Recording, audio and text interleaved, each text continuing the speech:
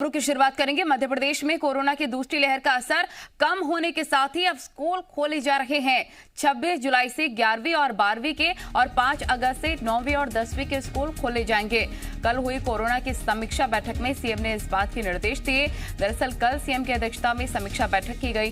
CM Shivraj Singh की अध्यक्षता में हुई बैठक में चिकित्सा शिक्षा मंत्री विश्वास सारंग, स्वास्थ्य मंत्री प्रभुराम चौधरी समेत कई वरिष्ठ अधिकारी शामिल हुए। उनके अलावा सभी जिलों के प्रभारी मंत्रियों, अधिकारियों ने भी शिरकत की। इसके अलावा कल मुख्यमंत्री ने स्कूल शिक्षा विभाग और उच्च शिक्षा विभाग के कामों की समीक्षा भी की।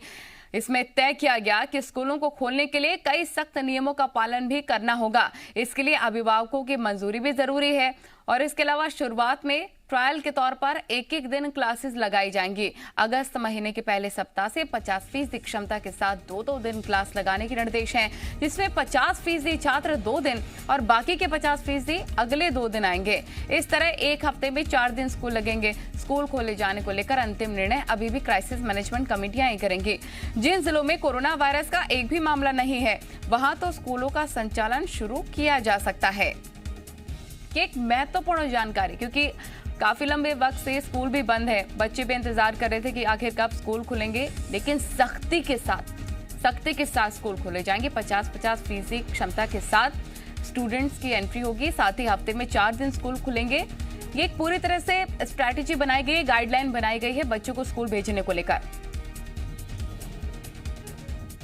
भोपाल से जी मीडिया रिपोर्टर प्रमोद तमाम जानकारी के साथ जुड़ गए हैं। प्रमोद, काफी लंबे वक्त से बच्चे भी सोच रहे थे कि आखिर कब तक घर पे बैठेंगे, स्कूल कब से खुलेंगे और काफी ज्यादा मांग भी की जा रही थी, लेकिन कोरोना काल भी है और इन सबके बीच में ये जो फैसला लिया गया है, इसे कैसे लिया जाए?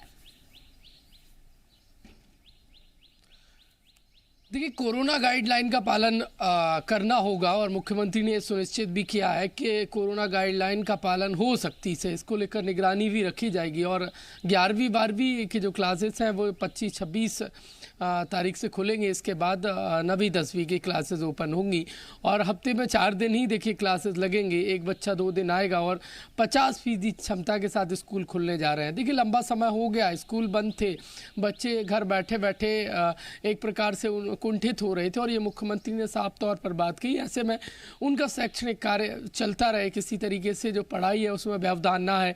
मुख्यमंत्री और सरकार की यही मंशा है। कोरोना ग्राफ देखिए बहुत नीचे आ गया है, लगभग कंट्रोल कर दिया गया है। मध्य प्रदेश में वो पॉजिटिव दर है वो 0.02% के भी नीचे आ गई है और देखिए संकट हालांकि खत्म नहीं हुआ है, लेकिन कंट्रोल जरूर कर लिया। ऐसे में जो प्राइवेट स्कूल संचालकों की मांग थी, देखिए कहीं ना कहीं उसको भी ध्यान में रखा गया है और मुख्यमंत्री ने ऐलान पहले ही कर दिया है और अब 25-26 से स्कूल ओपन हो जाएंगे।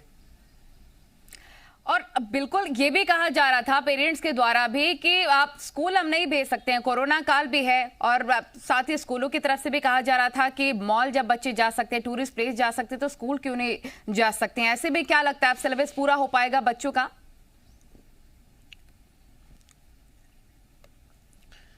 देखिए, सेशन तो अभी शुरू हो रहा है, जुलाई का माह ही है, तो उसकी कोई दिक्कत नहीं है कि सिलेबस पूरा हो पाएगा, सवाल नहीं उठता है। लेकिन सवाल ये है, संकट खत्म नहीं हुआ है, पालक चिंतित होंगे अपने बच्चों को लेकर और अब देखते हैं 100% पालक क्या राय बना पाते हैं। क्या वो अपने बच्चों को भेजेंगे और भेजेंगे तो क्या पालक खुद एक बार जाकर स्कूल देखेंगे, क्योंकि ये उनके बच्चों की जान का सवाल है। सरकार ने तमाम इंतजाम किए हैं और ये बात भी सुनिश्चित की है कि स्कूलों में कोरोना गाइडलाइन का पालन हो, मास्क सभी लगा के रखें, सोशल डिस्टेंसिंग का पालन हो, किसी भी तरीके से कोरोना को दावत ना दी जाए। और ये बात देखिए जो निजी स्कूल संचालक हैं उन्होंने भी विश्वास दिलाया और बेहद ज़रूरी भी है। देखिए, लंबे समय से स्कूल बंद है और ऐसे में यदि हमें बेहतर भविष्य का निर्माण करना है तो वर्चुअल जो पढ़ाई है, ऑनलाइन पढ़ाई है, वो उतनी बेहतर नहीं है। ये सरकार और पालक और बच्चे खुद स्वीकार कर चुके हैं। कई बार मेरी जब स्टूडेंट से बात हुई तो वो कह चुके हैं कि ऑनलाइन में वो पढ़ाई का फ्लो नहीं आ पाता, स्टडी उस ठीक तरीके से नहीं हो पाती है जो एक्चुअल तरीके से होती है। देखिए, बोर्ड क्लासेस हैं, 9वीं 10वीं और ऐसे में एक बड़ा फैसला जो लिया गया है वो कारगर साबित हो सकता है आने वाले दिनों में, लेकिन सख्ती के साथ इस नियम को लागू करना होगा क्योंकि बच्चों की सुरक्षा का सवाल है। प्रमोद, बहुत शुक्रिया आपका तमाम जानकारी के लिए। वहीं मध्य प्रदेश में इस बार बकरीद पर ईदगाहों की जगह गली मोहल्लों की मस्जिदों में नमाज अदा की जाएगी। दरअसल गृह मंत्रालय ने धार्मिक स्थलों में एक समय में 50 लोगों के ही इकट्ठा होने की इजाजत दी है। लिहाजा प्रशासन की ओर से जारी आदेश में कल यानी कि बुधवार को होने वाली बकरीद की नमाज गली मोहल्लों की मस्जिद में अदा करने की इजाजत दी गई है। हालांकि इस दौरान कोविड प्रोटोकॉल का पालन जरूरी है। आदेश के मुताबिक मंदिर और अन्य धार्मिक स्थलों में भी अधिकतम 50 लोगों तक ही इकट्ठा हो सकते हैं। तो एक बड़ी जानकारी आपको दे रहे हैं, गृह विभाग ने धार्मिक स्थलों को लेकर जारी किए हैं दिशा निर्देश। ज्यादा लोग इकट्ठा नहीं हो सकते हैं और प्रोटोकॉल का पूरी तरीके से पालन भी करना होगा। सैनिटाइजेशन हो चाहे सोशल डिस्टेंस हो, हाथ नहीं मिला सकते हैं, गले नहीं मिल सकते हैं, तमाम ऐसी चीजें हैं जिसका खास ख्याल रखना होगा। तो बुधवार को होने वाली बकरीद की नमाज गली मोहल्लों की मस्जिद में अदा करने की इजाजत दी गई है। प्रमोद जी मीडिया रिपोर्टर तमाम जानकारी के साथ जुड़े हैं। प्रमोद, ये जो बड़ा फैसला लिया गया है कि सिर्फ 50 लोग ही एक साथ इकट्ठा हो सकते हैं, तो क्या सभी एज ग्रुप के सभी उम्र के लोग जा सकते हैं या फिर बच्चों और बुजुर्गों को लेकर अलग से गाइडलाइन है? क्योंकि बच्चों और बुजुर्गों को लेकर कोरोना का खतरा ज्यादा हो जाता है। देखिए, कोरोना का खतरा तो सभी पर है और सभी को जागरूक होना होगा, तभी कोरोना से बच सकते हैं। और लंबे समय से ये मांग नलनी चली आ रही थी कि जो धार्मिक स्थल हैं उनमें लोगों की प्रवेश को सुनिश्चित किया जाए, उनमें एंट्री दी जाए, क्योंकि ये आस्था का मंदिर होते हैं धार्मिक स्थल। और सरकार ने, आप देखिए, जो मंदिर हैं उनमें एक साथ 50 लोगों को प्रवेश को अनुमति दी है और बेहद महत्वपूर्ण भी है। लोगों को अब समझना होगा, सरकार ने छूट दी है, राहत दी है कि मंदिर में लोग पहुंचे, पूजन अर्चना करें। 50 लोग, देखिए, एक बड़ी संख्या होती है। कोरोना गाइडलाइन का पालन हो और ये मंदिर प्रबंधन को सुनिश्चित करना होगा, आम लोगों को समझना होगा, जानना होगा। देखिए, ईदगाह को छोड़कर तमाम जो धार्मिक स्थल हैं वहाँ पर 50 लोगों की एंट्री की अनुमति दी गई है। देखिए, कोरोना संकट टला नहीं है, कोरोना गाइडलाइन का सभी जगह पालन हो, इसको लेकर एक टीम भी धार्मिक स्थलों में तैनात रहेगी। खासकर वो धार्मिक स्थल जहां सबसे ज़्यादा भीड़ इकट्ठा होती है, जो सबसे ज़्यादा आस्था का प्रतीक है, ऐसे धार्मिक स्थलों पर निगरानी टीम तैनात रहेगी और किसी भी तरीके से कोरोना को दावत ना दी जाए, ये भी सुनिश्चित किया जाएगा। ठीक है प्रमोद, आप बने रहिए, आगे भी आपसे लगातार अपडेट्स लेते रहेंगे। इसी बीच एक बड़ी जानकारी अपने दर्शकों को दें कि मध्य प्रदेश में सरकारी कर्मचारी अब महंगाई भत्ता बढ़ाए जाने की मांग कर रहे हैं। आज प्रदेश के करीब 5 लाख सरकारी कर्मचारी हड़ताल पर रहेंगे। बताया जा रहा है कि मंत्रालय कर्मचारी संघ ने प्रदर्शन की सूचना राज्य सरकार को दे दी है। मंत्रालय कर्मचारी संघ के पदाधिकारियों का आरोप है कि कर्मचारियों ने संकट के वक्त सरकार का साथ दिया और कई कर्मचारियों की मौत भी हुई। उनकी मांग है कि केंद्र के सामने डीए दिया जाए, केंद्र के समान ही डीए दिया जाए। साथ ही ये लोग रुके हुए वेतन वृद्धि, प्रमोशन दिए जाने की मांग कर रहे हैं। इन लोगों का कहना है कि आज प्रदेश में 110 रुपए प्रति लीटर पेट्रोल मिल रहा है, जबकि एक महीने में 255 रुपए भत्ता मिलता है। कर्मचारियों ने मांगी नहीं माने जाने पर आंदोलन की भी चेतावनी दी है। तो कर्मचारियों ने महंगाई भत्ता बढ़ाने की मांग कर दी है। इसको लेकर प्रदर्शन का फैसला भी उन्होंने ले लिया है। अभी प्रदेश के कर्मचारियों को केवल 12% डीए मिल रहा है। हम 5% पीछे चल रहे थे। अभी जो भारत सरकार ने और डीए घोषित कर दिया, उससे हम 16% पीछे। कुल मिला के हमें 200 रुपया परिवहन भत्ता मिलता है पूरे महीने का, जिसमें 110 का तो 1 लीटर पेट्रोल आता है, तो केवल 2 दिन के हिसाब का हमें मिलता है। उसमें हमें पूरे 30 दिन आना पड़ता है, तो हम अपनी जेब का लगा के जाते हैं ऑफिस। प्रमोद दीबीना रिपोर्टर लगातार तमाम जानकारी के साथ बने हुए हैं। प्रमोद, कितना असर प्रदर्शन का होगा सरकारी कामकाज पर? देखिए, सरकारी कामकाज प्रभावित होगा, ये हम अहम कड़ी होते हैं। सरकारी कामकाज की जो फाइलें होती हैं उनको रफ्तार देने का काम ये कर्मचारी करते हैं, और जब ये नहीं रहेंगे और इनके हाथों में रहने वाली फाइल यहाँ से वहाँ मूव नहीं करेंगी तो सरकारी कामकाज प्रभावित होंगे बड़ी संख्या में। प्रदेश भर में 5 लाख से ज़्यादा नियमित सरकारी कर्मचारी हैं। देखिए, इनकी मांग क्या है? ये डीए बढ़ाने की मांग कर रहे हैं। केंद्रीय कर्मचारी और राज्य के कर्मचारियों की डीए की यदि हम बात करें तो 16% का अंतर बेहतर है। केंद्र ने डीए बढ़ाकर केंद्रीय कर्मचारियों को 28% कर दिया है। प्रदेश के कर्मचारियों को अभी भी 12% डीए मिलता है और इसी बात से नाराज ये कर्मचारी हैं। आज ये देखिए प्रदर्शन करेंगे, मांग करेंगे कि पिछले कई सालों से जो इनकी प्रमोशन रुका है वो उसका इन्हें लाभ दिया जाए, साथ ही साथ जो इंक्रीमेंट इनका 2 साल से नहीं हुआ है उसका लाभ दिया जाए और प्रमुख मांग इनकी डीए है 12% से बढ़ाकर केंद्रीय कर्मचारियों के समान किया जाए। और देखिए मांगों को लेकर ये प्रदर्शन करेंगे, सबसे ज़्यादा प्रभावित होगा तो सरकारी कामकाज होगा। जो काम आज हो जाना चाहिए वो नहीं हो पाएंगे, वो कल हो पाएंगे और उसकी बड़ी वजह यह है कि प्रदेश के बड़ी संख्या में जो कर्मचारी हैं वो अपनी मांगों को लेकर प्रदर्शन कर रहे हैं। देखिए राजधानी भोपाल में इसका सबसे ज़्यादा असर देखा जाएगा। मंत्रालयीन जो कर्मचारी हैं वो पूरी तरीके से एकजुट होकर मंत्रालय के कामकाज को आज ठप करेंगे, प्रदर्शन करेंगे और साफ तौर पर देखना होगा प्रमोद के हल कब तक निकल पाते हैं, इनकी मांगे सुनी जाती हैं या फिर नहीं, क्या कुछ आश्वासन दिया जाता है। प्रमोद बहुत शुक्रिया आपका तमाम जानकारी के लिए। आगे बढ़ते हैं। शिवराज कैबिनेट की अहम मीटिंग होने जा रही है जिसमें कई अहम फैसले भी लिए जा सकते हैं। खास तौर पर कोरोना की तीसरी लहर को रोकने समेत कई मुद्दों पर कैबिनेट में चर्चा होगी। गौरतलब है कि लंबे वक्त से प्रदेश कोरोना काल में से बंद पड़ा है। खास तौर पर स्कूल और कॉलेज खोलने समेत कई मुद्दों पर सरकार फैसला ले सकती है। इंदौर में शराब ठेकेदार गोली मारने की घटना के बाद माहौल काफी गर्मा गया है। ठेकेदार अर्जुन ठाकुर के समर्थकों ने जबरदस्त बवाल किया। समर्थक सिंडिकेट ऑफिस में पहुंच गए, जबरदस्त तोड़फोड़ की है। पुलिस के सामने जमकर पत्थरबाजी हुई। इससे पहले भी शराब ठेकेदार अर्जुन ठाकुर को आज सुबह बदमाशों ने ऑफिस में घुसकर गोली मार दी थी। बताया जा रहा है कि शराब को लेकर ये पूरा विवाद और इस वारदात को अंजाम दिया गया। फिलहाल अर्जुन ठाकुर विजयनगर स्थित एक अस्पताल में भर्ती हैं। शराब ठेकेदार पर गोली चलाने के मामले में आरोपियों पर इनाम घोषित कर दिया गया है। विजयनगर थाने में नामजद आरोपियों पर केस दर्ज कर दिया गया है। गैंगस्टर सतीश भाऊ सहित 5 अन्य लोगों के खिलाफ भी केस दर्ज हुआ। फरार आरोपियों पर 10,000 का इनाम भी घोषित किया गया।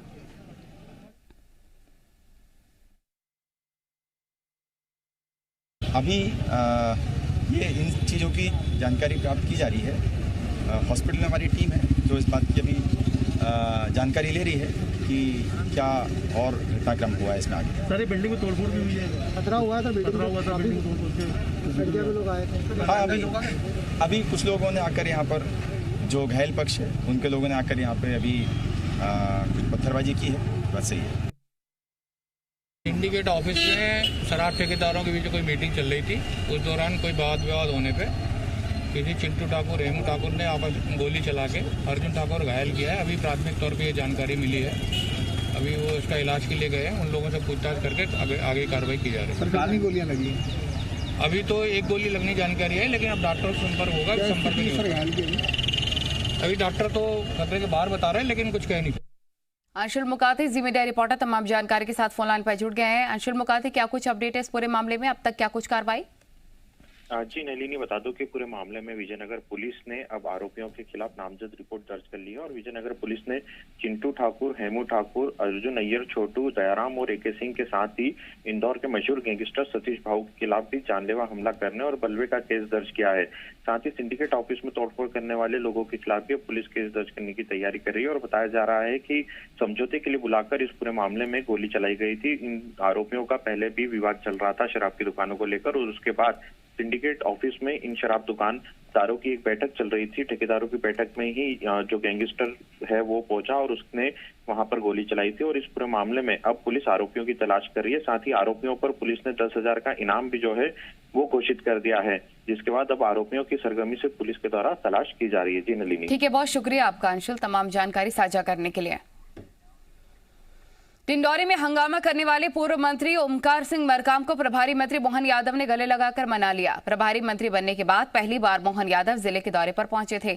मॉडल कॉलेज भवन का लोकार्पण करने के बाद प्रभारी मंत्री के काफिले को पूर्व मंत्री ओमकार सिंह मरकाम ने रोकने की कोशिश की, लेकिन पुलिस ने उन्हें बलपूर्वक रास्ते से हटा दिया, जिस पर ओमकार सिंह मरकाम ने पुलिस प्रशासन पर मनमानी करने का आरोप लगाया। उन्होंने कहा हंगामा करना मकसद नहीं था, वो सिर्फ प्रभारी मंत्री से मिलना चाहते थे, लेकिन प्रशासन मिलने नहीं देना चाहता था। इस पूरे घटनाक्रम के कुछ घंटों बाद ही प्रभारी मंत्री मोहन यादव ने पूर्व मंत्री ओमकार सिंह मरकाम से मुलाकात की, मरकाम को गले लगाकर उनकी नाराजगी दूर की।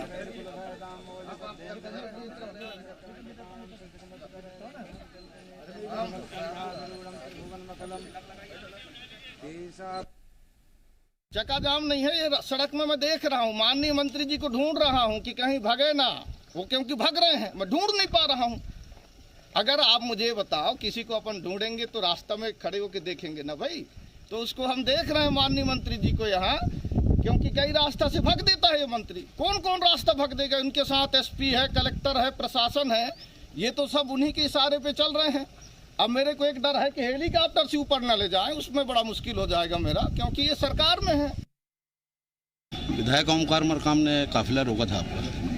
विधायक मरकाम तो मेरे साथ कार्यक्रम में भी थे। उनका कहना है कि हमको आमंत्रण नहीं किया। झंडे दिखा रहे हैं, उसको लेके क्या कहेंगे? मैंने तो देखा। डिंडौरी में पूर्व मंत्री ओमकार मरकाम को बलपूर्वक हटाने के मामले में कांग्रेस प्रदेश भर में आंदोलन की तैयारी में है। वहीं पर बीजेपी का कहना है कि कांग्रेस सौहार्दपूर्ण वातावरण नहीं रहने देना चाहती। कांग्रेस पार्टी के निर्वाचित विधायक और पूर्व मंत्री ओमकार मरकाम के साथ जो दुर्व्यवहार मध्य प्रदेश की पुलिस और कलेक्टर ने किया है वो निंदनीय है और घोर अशोभनीय है।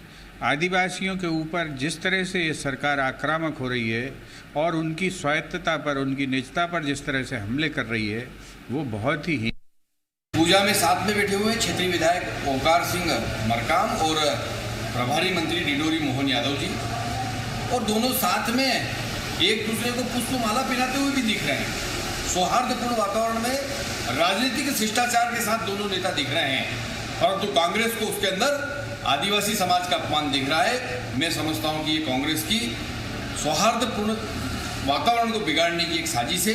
इस साजिश को बेनकाब करने की आवश्यकता है। नीमच की अफीम फैक्ट्री में कोटा की एंटी करप्शन ब्यूरो की टीम जांच करने पहुंची। 16 लाख कैश के साथ महाप्रबंधक शशांक यादव की गिरफ्तारी मामले में अफीम बाफिन जांच का विश्लेषण किया गया।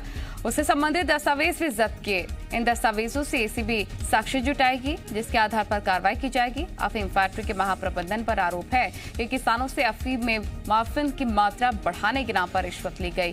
रिश्वत का पैसा मिठाई के डिब्बे में रखकर ले जाते वक्त शशांक यादव को 2 दिन पहले गिरफ्तार किया गया था, जिसके बाद कोर्ट ने 4 दिन के पुलिस रिमांड पर भेज दिया था।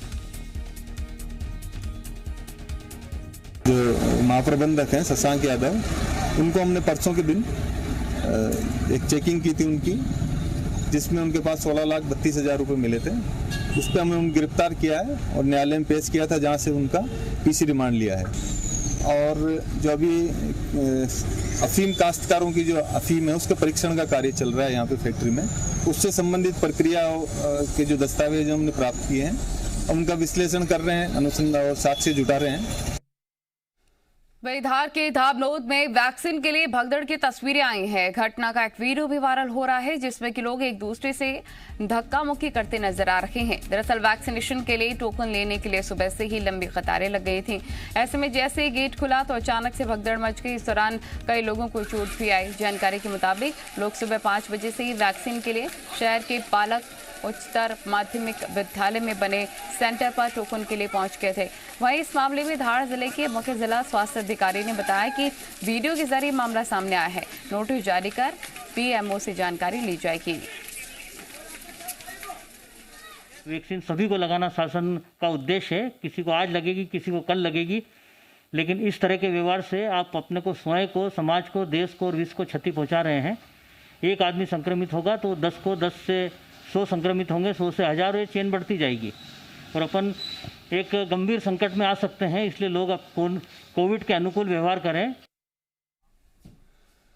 राजगढ़ में वैक्सीन सेंटर पर भारी अव्यवस्था नजर आई। वैक्सीन की कमी की वजह से लोग काफी परेशान हुए। यहां पर नरसिंहगढ़, तलेन और प्यावरा में बनाए गए वैक्सीनेशन सेंटरों के बाहर हजारों लोगों की लाइन लग गई। लोग सुबह से ही लाइन में खड़े थे। वैक्सीन के लिए कड़ी धूप भी झेलने को तैयार थे, लेकिन वैक्सीन खत्म होने की वजह से कई लोगों को मायूस होकर वापस लौटना पड़ा।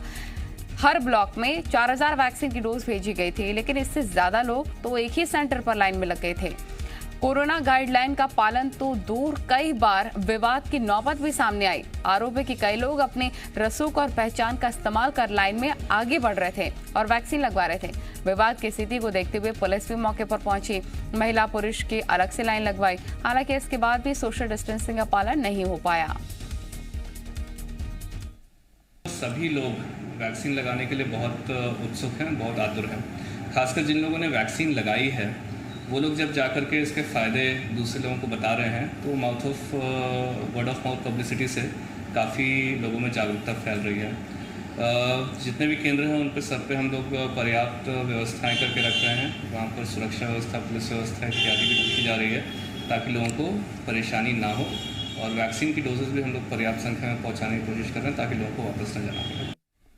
वहीं बैतूल में रेलवे ट्रैक के पास घायल हालत में दुर्लभ प्रजाति का ब्राउन फिश आउल जख्मी हालत में मिला, जिसे रेलवे ट्रैक मैन ने वन कर्मियों को सूचना देकर पशु अस्पताल पहुंचवाया, जहां पर उसका इलाज किया गया। ऐसा लग रहा है कि जैसे किसी ट्रेन के टकराने से उल्लू के पंख की हड्डी टूट गई हो। डॉक्टर ने उल्लू के पंख की हड्डी में तार डालकर उसे जोड़ दिया और फिलहाल ब्राउन फिश ऑयल को देखरेख में रखा गया है। तो ये दुर्लभ पक्षी मछलियों को खाता है, इसलिए इसका नाम ब्राउन फिश आउल रखा गया है। सिर्फ सपोर्ट के लिए मैंने 2 जगह वायरिंग की है कि उसका विंग वो अपना स्ट्रेंथ मिले विंग को और उड़ने की क्षमता हो जाए। तो एक टेम्परेरी मैंने उसको ऑपरेट कर पाएगा, अब नहीं हो पाएगा। पॉसिबिलिटी देखते हैं 8-10 दिन में, अगर कुछ लगता है उसको हेल्दी होता है और खाता पीता है तो हो सकता है वो उड़ जाए।